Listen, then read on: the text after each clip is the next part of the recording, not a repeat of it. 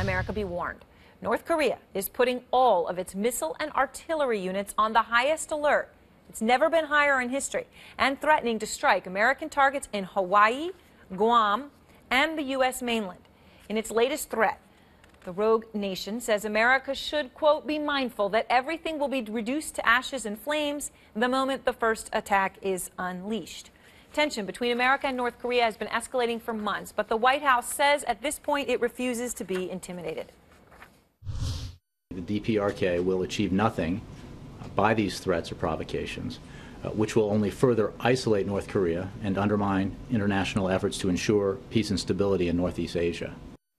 Out front tonight, Matthew Chance. He's on the island of Yeonpyeong, which is just 4 miles from North Korean water. And Matthew, I know where you're standing has got to be a pretty incredible perspective on this. Some may say it's easy to dismiss these threats from North Korea's bluster, but given where you are, able to see North Korean water from where you're standing, how nervous are people there?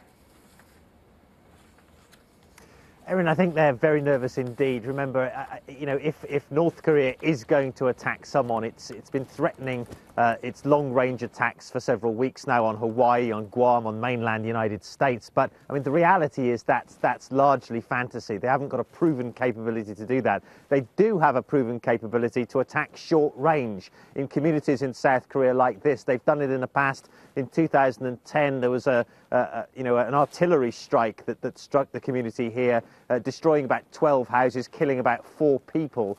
And the residents of this island here, just a short distance from North Korea's territory, very nervous that that could happen again amid all these threats coming out of Pyongyang right now, Erin. And Matthew, I want to ask you about that because, where you're standing was attacked in 2010, and now there's this new agreement in the past 24 hours between the United States and South Korea, where theoretically, in a case like an attack on the island where you're standing, United States troops could be the ones involved and the ones fighting, right?